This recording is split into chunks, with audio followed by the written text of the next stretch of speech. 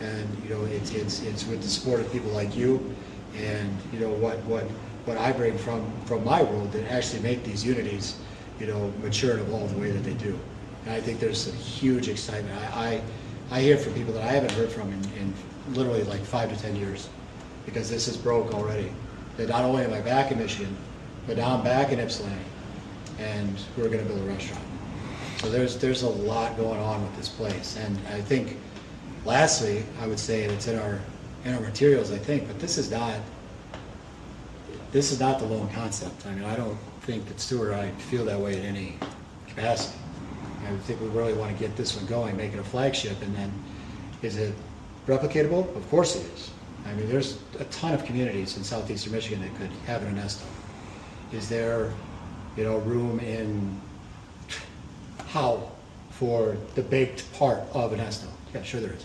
Like it's endless once this one is up and going and we do what we know we can do. And the 42 restaurants, where have those been located? What cities? I've opened in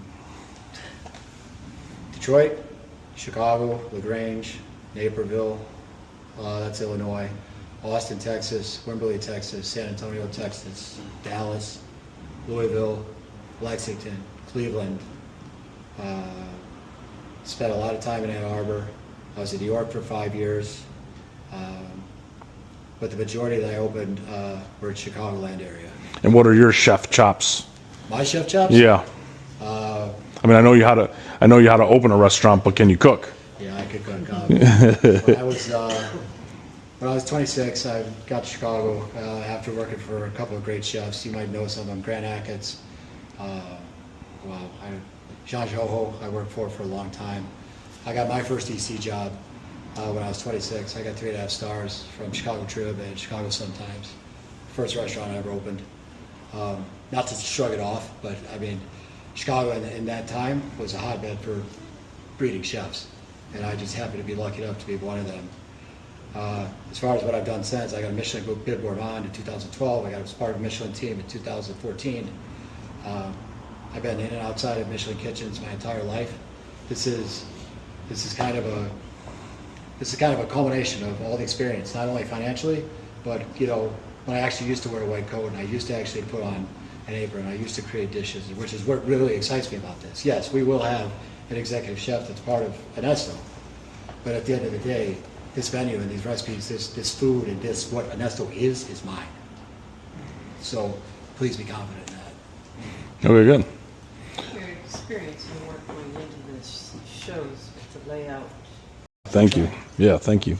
So let's go next door and get some cocktails at the Water Tower Distillery. Drinks on me. We bought this building, and we had our office on the other side of this wall. And then businesses started approaching us saying they wanted to rent the space, so we advertised it for lease. Water Tower Distillery was the probably third or fourth that approached us, but it was the best fit. We worked with Scott to open up the business. They got an SBA loan, and now they're on the other side of this wall, not brewing, but distilling. And then on the other side of this wall is the showroom, which we'll go into next. Okay.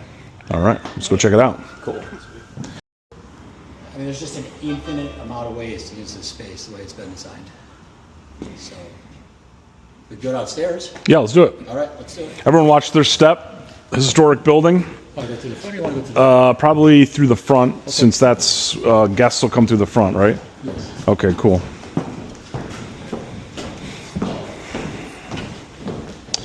Also above will be 6 apartments, and there will be an elevator in the back, accessed off the back, so that guests can come up and down, and apartment residents can come up and down. Please notice your handrails on the left. Yep. Ryan, after you. Test out those stairs for me. Yep.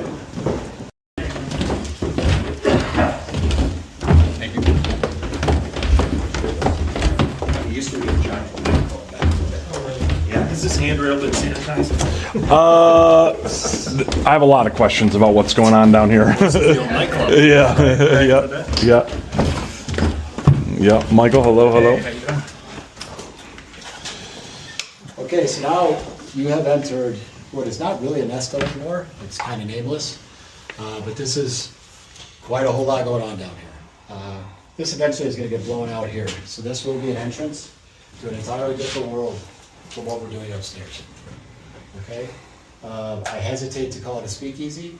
I will not call it a basement bar. It is going to evolve and take on a life of its own. And that's what we're going to go with. But as far as when that opens, what it contains, and what it looks like, you know, that's just going to continue to evolve as we move along in the process. And that's not me saying that we're not there on what to do yet. There's a million things that go off in my mind on a nightly basis. But for right now, I want to keep that kind of, let's just not talk about it for now. Just understand it'll be about 35 seats. It'll be incredibly intimate. There will be music. There will be a totally different cuisine downstairs, and I'll show you where we'll produce that from. And yeah, it's just kind of working mode right now. And is there private dining down here? Yes, there is. We'll see it on the other side. Okay. So eventually this will be blown out, so you'll be able to actually walk straight through from here all the way to the back of the building. But for now, we have to go around this wall. Yep, and then we'll remove the ceiling and 100 years of pipes that no longer operate, so we'll have a good ceiling height. Probably spray it black, put some cans in for lighting. Yeah. Yeah, I guess I'll jump up here. Okay. Right in front of the door.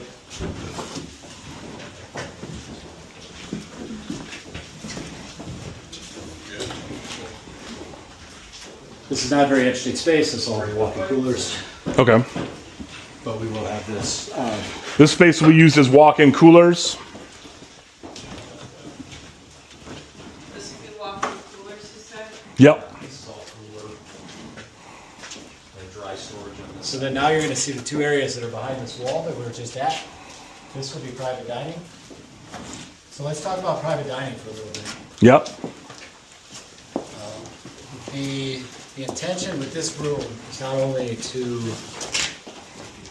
supply private events that might be social, but also I think we firmly commit to, you know, fully just making this thing perfect for any corporate meeting you're having. And Jen, maybe you could speak to that. Would you mind a little Sure, bit? no, I don't mind at all. My vision for this is more VIP. So it could be a corporate group that's coming in during the day when we're not really doing anything down here. It could be a corporate group coming in the evening that wants to entertain. It could be a sports figure. It could be a VIP person. You know, that's really how I foresee the private dining. It's going to have full AV from what I understand. So really it's a multifunctional space that will bring in a lot of revenue that you almost don't know about that it exists down here. And our investors will be members. They'll be members. So along this wall, we will start with 24 lockers where you will be free to house your wine, your spirits, whatever would, you know, make your evening in ONESTO or downstairs with us. Okay. That much better. Upstairs, you know, it's functioning as a restaurant. Downstairs, the vision right now is it's functioning more as a club. So investment would be a huge part of that. There's a lot of privilege that would happen downstairs as opposed to what would happen upstairs, if that's fair. Yep. This is that space that we're not talking about. But I will tell you this, there will be a bar here, and we will serve libations, and there will be about 30 seats. Come on in.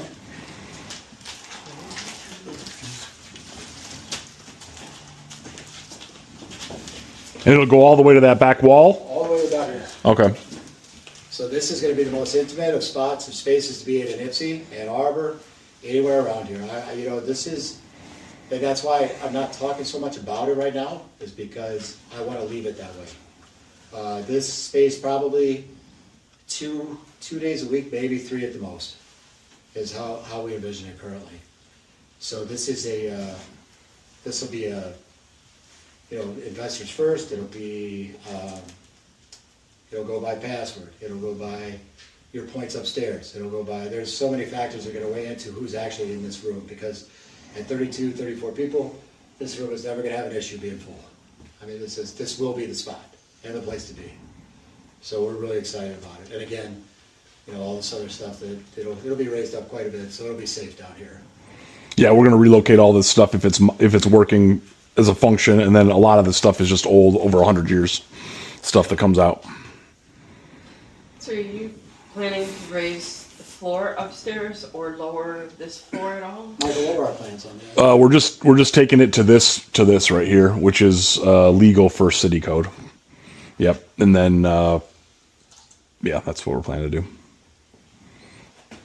Yep, and kind of where all you kind folks are right now, you're at the bar stools facing the bar that way. So where grandstanding is sort of back bar, Yeah. built in. And there'll be room to walk behind those chairs. Yes, Yeah. absolutely. Great. Okay, moving through here. And this space in the basement is the same size as upstairs, so it's 6,000 square feet down here, 6,000 square feet up there. Jordan, didn't know you had a smoker reflection. Yeah. We've been using this for storage. Okay, so the final question could be answered over here. Where is all this food gonna come from? And that's down here. So along the walls that we walked earlier are all our production coolers, walk-ins and whatnot. This is the actual production kitchen. So on one side, you have cold prep. This will be mainly for the restaurant. Moving to this side, this is going to be the bakery. Is right here. So, you know, it's always huge to have, I mean, literally and figuratively huge, to have this much space. But as long as you maximize it, I mean, the thing was, with 12,000 square feet, I mean, obviously we can't put diners in here. So what do? We bring the production downstairs so that we can alleviate the labor upstairs, as an investor I'm talking to you right now. So we can alleviate the labor upstairs, keep this going on a lower cost module, and then only bring this upstairs when we actually need it. Then we're not necessarily generating revenue from down here, but we are, in a way. Because the things that are being sold in the bakery, out of the kitchen, in the bar, are being produced downstairs. So if someone has to chop like 20 gallons of onions, that's right in See here. that upstairs, that's down here. Yeah. All of that is down here. Okay. Yep. Michael, maybe you can go over where the elevator is. I'm not. Yeah, so I believe it's going to tuck back in this corner here to service the main floor. Yeah. Down here, and then of course the 6 loft apartments upstairs. And then back that way there will be dedicated bathrooms as well, adjacent to the speakeasy. And then kind of wrapping the corner here, there's additional production, additional storage. Exactly. We'll get to that in a second. But Yep. It's a little dark over here. Maybe you just want to take a peek. No big deal to anybody with kitchen nerds like me. This is just gonna be your dry storage area, all your chemical down here, and keeping things out of everybody's way. Okay.